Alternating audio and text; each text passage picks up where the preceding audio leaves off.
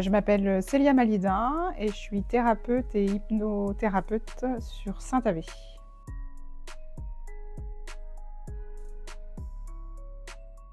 Alors, c'est plein de chemins détournés, je ne pensais pas être là, aujourd'hui. Moi, j'ai travaillé pendant 10 ans dans le domaine des ressources humaines, plutôt chez des prestataires RH, intérim, formation, recrutement. Et puis, quand je suis devenue, maman, j'ai voulu, basculer vers l'entrepreneuriat dans un premier temps, donc en tant que commerciale indépendante puisque c'était mon métier, de base.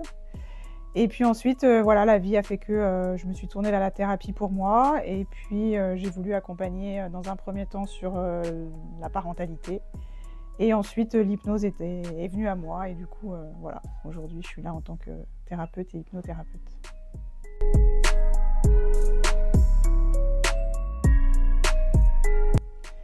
Je dirais clairement, voilà, le fait de devenir maman, d'avoir envie d'autre chose, en termes d'équilibre vie pro, vie perso notamment.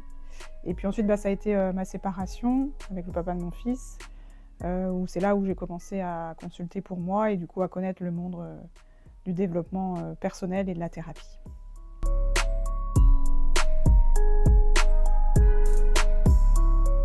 Alors du coup, l'hypnose humaniste, c'est une approche, où le patient est actif dans son processus. Le patient ne dort pas en séance d'hypnose. Et moi, mon approche est vraiment centrée sur la personne. Je pose beaucoup de questions et le patient est vraiment, acteur et oui, c'est ça, acteur du processus. Je suis là pour l'accompagner, mais il fait aussi beaucoup de choses avec moi en séance.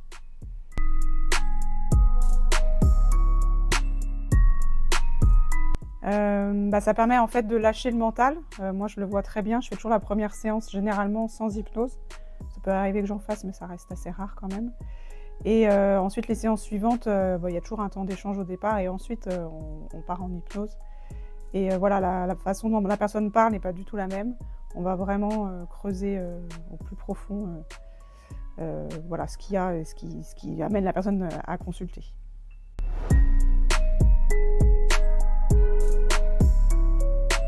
C'est ce que je disais tout à l'heure, c'est le fait vraiment que je sois centrée sur la personne. Donc je travaille beaucoup sur son histoire personnelle, donc je remonte à son enfance auprès de ses parents, de ses grands-parents aussi, si nécessaire. Et l'idée vraiment, c'est qu'elle soit actrice et participative dans tous les échanges. Quand elle est plongée en état d'hypnose, elle me parle tout au long du processus et on co-crée ensemble vraiment la séance. C'est vraiment des séances uniques, même si j'ai des protocoles avec des grandes lignes directrices. Mais après, on fait du sur-mesure systématiquement à chaque fois.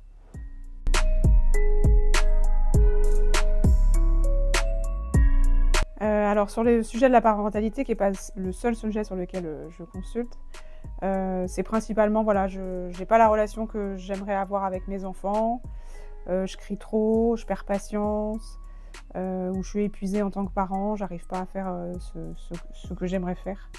Donc on va essayer de comprendre l'histoire de la personne, savoir qu'est-ce qu'elle rejoue dans sa parentalité, qu'elle a vécu elle-même en tant qu'enfant.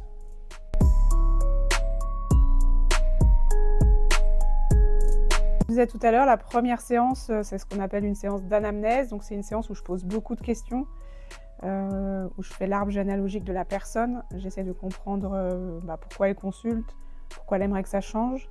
Donc c'est vraiment une séance d'exploration. Et ensuite, sur les séances suivantes, j'arrive déjà à savoir un petit peu où est-ce qu'on va aller. Mais je refais toujours un point en début de séance sur avec quoi la personne vient. Et ensuite, j'ai des protocoles où on va partir par exemple sur l'enfant intérieur, ou couper des liens avec certaines personnes, ou travailler sur ses polarités féminines et masculines. Donc là, on part en protocole, mais après, voilà, comme je disais tout à l'heure, comme la personne parle pendant les séances d'hypnose, je tricote avec elle et je fais vraiment du sur-mesure, ce qui me permet ensuite de construire les séances suivantes avec ce qu'elle m'a amené aux séances précédentes.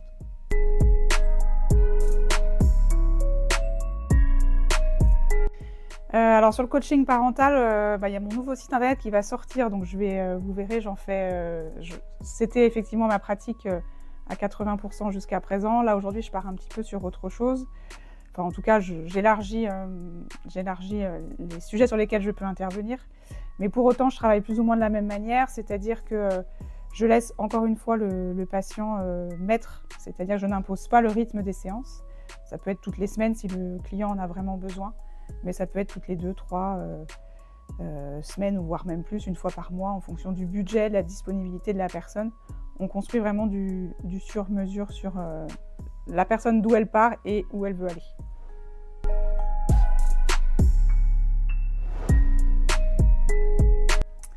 C'est sur la séance suivante en fait, où je fais donc le point, où on évalue voilà, qu'est-ce qui s'est passé.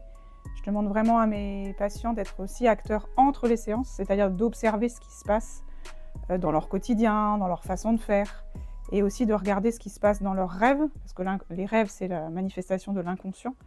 Donc de noter des choses et de venir avec ça à la séance suivante. Et comme ça, on peut mesurer voilà, comment ils avancent. Et après, sur des choses très spécifiques, c'est assez facile de les mesurer. Si par exemple, quelqu'un vient pour des problématiques somatiques, par exemple des douleurs, mais qui sont des douleurs en fait émotionnelles, tout de suite, elle peut voir si les douleurs sont toujours là ou pas. Si c'est des problèmes de sommeil, on peut évaluer si la personne dort mieux. Donc sur certaines choses, c'est assez facile de le voir.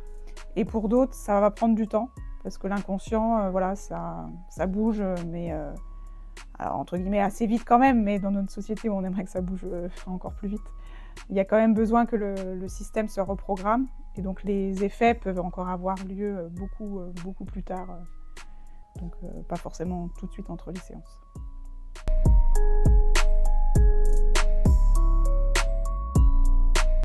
Ça se voit déjà à leur façon d'être. En fait, quand ils viennent, je le vois tout de suite en fait, sur leur visage.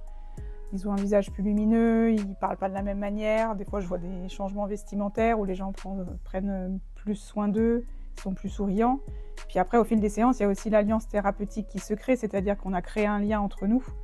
Forcément, la première séance, on est tous les deux un peu timides. Moi également, où on apprend à se connaître. Et donc petit à petit, il y a le lien qui se crée, donc les langues se délient. Et des choses qu'on n'avait pas osé dire à la première séance, qu'on va pouvoir aller explorer aux séances suivantes.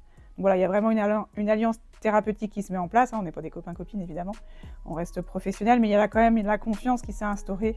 Et petit à petit, on arrive à mieux travailler. On n'a plus peur de l'hypnose, ce qui peut être le cas au début quand on y arrive. Sur les premières séances où on ne sait pas trop ce que c'est, comment ça va se passer. Et petit à petit, voilà, on prend goût à l'exercice.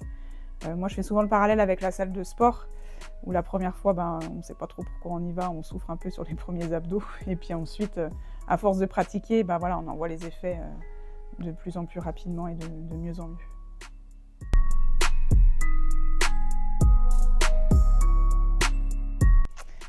Moi, je dirais l'écoute. Déjà, pour être thérapeute, il faut déjà avoir une belle capacité d'écoute. Ensuite, non-jugement, c'est-à-dire qu'on accueille dans le respect et la bienveillance ce que les personnes nous amènent. Ensuite, il faut avoir une capacité à ne pas prendre les problèmes des autres, c'est-à-dire on les entend mais ils ne nous appartiennent pas, à observer à la fois un certain lien et en même temps une certaine distance. Et puis ensuite, je pense qu'il faut, comme dans tout métier, je pense savoir bien s'entourer. Moi, j'échange toujours avec mes pairs au niveau de mes collègues de formation. Et puis moi, je suis moi-même toujours en thérapie et supervisée aussi dans ma pratique. Parce que je suis toute seule avec mes patients, mais je ne suis pas toute seule en tant que praticienne.